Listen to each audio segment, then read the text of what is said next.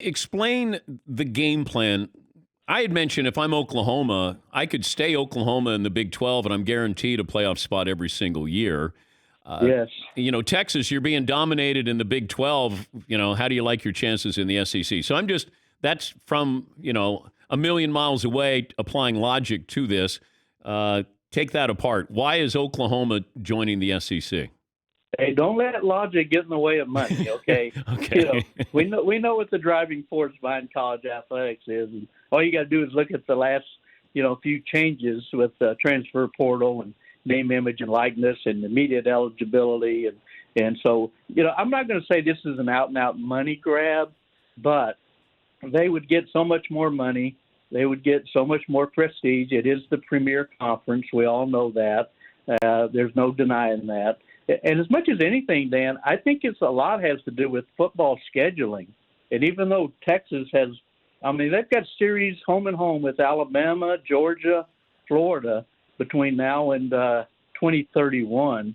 But the problem is the Big 12, you don't have the TV draw or the ticket draw that you do in the SEC. They can look at A&M, and A&M every other year has Alabama, LSU coming in, Auburn, and here comes a Florida and Georgia.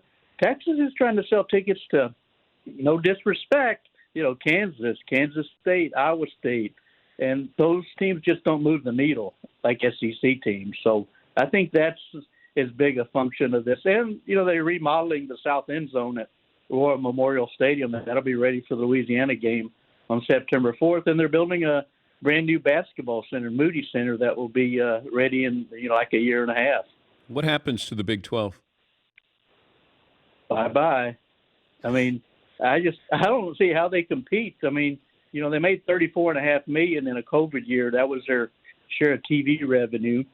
While SEC is looking at $45 million, I've heard it might grow to $60 million a year per school if Texas and Oklahoma join. But if I were them, I'd throw out the life raft and knock on the Pac-12's door and see if the Big Ten's interested, or the ACC. But so many of them were going to be left behind when we went through this last wave of expansion, and Texas and Oklahoma and others flirted with the Pac-12 right to the 11th hour.